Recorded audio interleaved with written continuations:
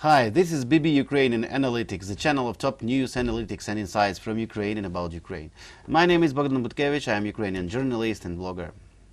Hi, and I'm Olena Vostrova, a Ukrainian vlogger, and here we tell you the truth about Ukraine and Ukrainians without censorship and propaganda. So subscribe for our channel if you want to know the inside information about what's really going on here in Ukraine.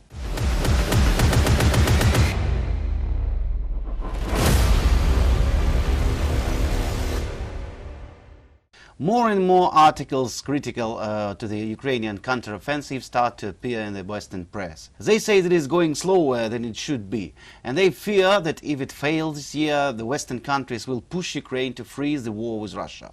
In fact, as the president of Poland, Duda, rightly said, the West did not provide everything necessary to break through such an unprecedented defense, which the Russians managed to build during several months of relative calm of the southern front. Dozens of kilometers of such dense minefields that even in World War II many armies would be envious of. Hundreds of kilometers of concrete-filled trenches and dugouts.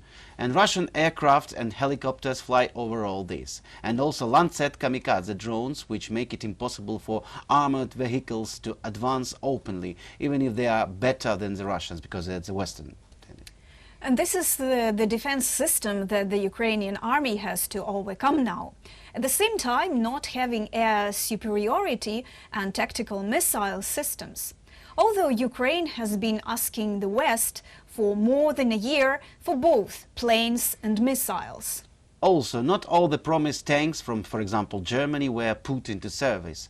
American Abrams will arrive in the best case and in an amount of only 30 pieces only at the beginning of September. Therefore, President Duda is right. Ukraine has no choice whether to go on the offensive or not. You have to go, even realizing that you are not ready for this. Because if you don't go, Russian propaganda in the West, supporters of reconciliation with Russia, and simply those who don't want to understand reality, will demand to end the war. At the price of the loss of Ukrainian territory, of course. Nevertheless, the Ukrainian counteroffensive is developing quite well. Having failed in the attempts to quickly break through the front with rapid strikes by Western armored vehicles, the Ukrainian army changed tactics. Now the armed forces of Ukraine are exhausting the enemy in a counter-battery fight, using the advantage of Western artillery and HIMARS.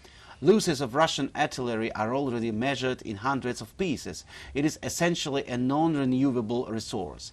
And at the same time, under the cover of its artillery, the Ukrainian army advanced in small infantry groups. Yes, this movement is not very fast, but already in many places. And thanks to the movement, the Ukrainian army reached the main line of defense of the Russians. That is why the Russian army is fighting so desperately near several villages in the Zaporizhia region.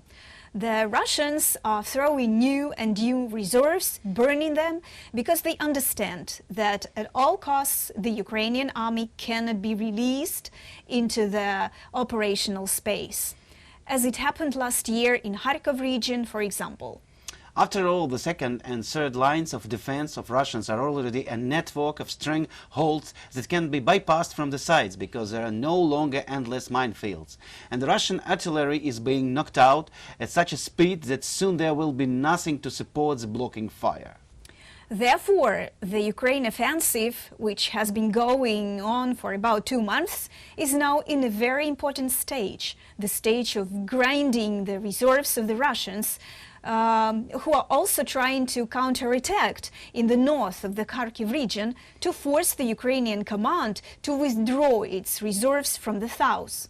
But the Russians have not achieved any significant success already in a month of such attempts, instead by burning a huge amount of strategic reserves.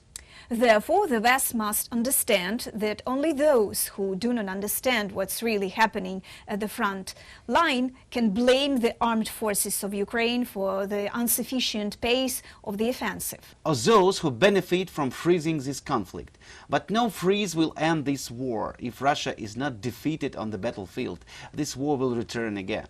Moreover, there can be no doubt that Moscow will do everything possible to transfer this war to Europe, Europe to put pressure on the West and force it to make concessions. By the way, last August 2022, before the start of the successful offensive operations of the armed forces of Ukraine, the Western press also actively ruled that the situation had come to a dead end. Therefore, we advise you to be patient and to give time to the Ukrainian army to do a very difficult and bloody job. At the moment, the Ukrainian army cannot use other tactics. If the West wants it to be faster, then it is necessary to provide aircraft and missile weapons in sufficient quantity. For example, Germany should provide Taurus missiles and the USA ATACMS, and the constant arrival of a large number of artillery shells, which provide more than 80% of the damage to the enemy in this war. And of course the F-16 aircraft, which should become a game changer on the battlefield and take away the dominance in the air from the Russians. This war will not end quickly and easily. However, the West should understand that the loss of Ukraine will be the loss of the entire Euro-Atlantic world. Therefore, it is worth giving as many weapons as possible to the armed force of Ukraine and waiting for the result. It will definitely be. On the 5th and 6th of August, Saudi Arabia hosted a Ukrainian-organized peace summit. It was held in the Red Sea port city of Jeddah. Representatives of more than 40 countries took part in the meeting, among them Brazil, India and South Africa. A high-level official from US President Joe Biden's administration also attended. Russia was not invited, and this demonstrated that the world can talk about terrorist state Russia without Russia, which is a constructive way to decide what to do with a terrorist which undermines the international law and tries to establish primacy of strength, the right of force, as the main principle of the world order. This summit was the second step after talks that took place in Copenhagen in June. And there will be the third step, the meeting of the heads of states without Russia. The time frame for it has not been determined, but it's considered quite possible by the end of this year. So what was the goal and what was the result? As for the goal, in general, to find a way to start negotiations over Russia's war. Ukraine once again presented its peace formula of 10-point peace plan to reach and establish fair and sustainable peace. These 10 points include: first, radiation and nuclear safety, focusing on restoring safety around Europe's largest nuclear power plant, Zaporizhzhia, in Ukraine, which is now Russian-occupied. Number 2, food security, including protecting and ensuring Ukraine's grain exports to the world's poorest nations. Number 3, energy security, which focuses on price restrictions on Russian energy resources, as well as aiding Ukraine with restoring its power infrastructure, half of which has been damaged by Russian attacks. Number 4, release of all prisoners and deportees, including war prisoners and children deported to Russia. Number 5, restoring Ukraine's territorial integrity and Russia's reaffirming it according to the United Nations Charter, which Zelensky said is not up to negotiations. Number 6, withdrawal of Russian troops and cessation of hostilities, restoration of Ukraine's state borders with Russia. Number 7, justice, including the establishment of a special tribunal to prosecute Russian war crimes. Number 8, prevention of ecocide, need for protection of environment with focus on demining and restoring water treatment facilities. Number 9, prevention of escalation of conflict and building security architecture in the Euro-Atlantic space, including guarantees for Ukraine. And number 10, confirmation of the war's end, including a document signed by the involved parties. Suffice it to mention that hosting such talks helps raise the profile of Saudi Crown Prince Mohammed bin Salman, who has sought to relieve tension with Iran and push for a peace in the kingdom's years-long war in Yemen. And now, as for the results. The participants of the summit in Saudi Arabia have reached common ground that respect for Ukraine's territorial integrity and sovereignty must be at the heart of any peace agreement, as well as the authority of the UN Charter. Also, a decision had been made to form working groups as the key topics of the 10 points of the peace formula proposed by Ukraine. So Ukraine expects other countries to distribute their responsibility regarding co-organization and co-leadership in one or several points of the Ukrainian peace formula. One of the famous Ukrainian political analysts, Yevhen Magda, considers that there are at least 4 points that are positive for us. First, the summit hosted more than 40 countries, and it is the 5th spot of the world community. Number 2. There is a Ukrainian peace plan that everyone agreed to accept as a basis for further settlements. However, it does not mean that everyone will accept it, so the plan may be transformed. Number 3. The presence of Li Hui, the representative of China, that responded to the need to find a way for a peaceful settlement. Number 4. It makes no sense to hyperbolize this summit because of its level. It is the level of advisors. But any broad agreement is only the tip of the iceberg. And we see how this iceberg, on which the Russian Titanic will crash, is now forming. And as for other results, the representatives of the Global South saw that the world is interested in their participation, and they can put forward their own initiatives and expect that they will be accepted. For Ukraine, such a meeting is an attempt to involve the Global South in pressure on Russia, specifically economic pressure. After all, Putin's ties to China and India help Russia wage this war, keep the economy on track and militarize it for a long war. The leaders of the Global South may want to impose their version of ending the war with serious concessions. For them, the end of the war is important for the recovery of the world economy. Territorial integrity and sovereignty of Ukraine is not a question that worries the Emirates and China. They have their own political and economic goals. The countries of the Global South are using the peace process initiated by Ukraine and the West to convince the world of their peace-loving nature, in fact to justify their developing relations with Russia. China and other countries of the Global South are trying to take the place of the West in the markets of Russia. Therefore, there is no need for illusions. And there is one more result of the summit in Jeddah, which is a little bit unexpected.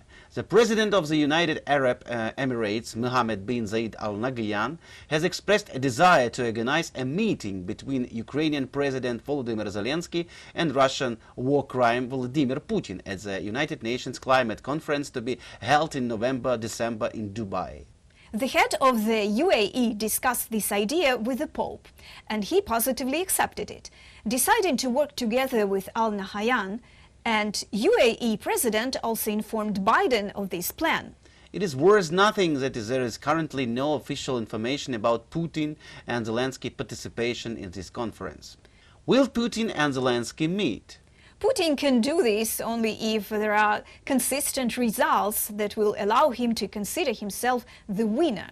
That is, if Ukraine will be sat at the negotiation table to capitulate.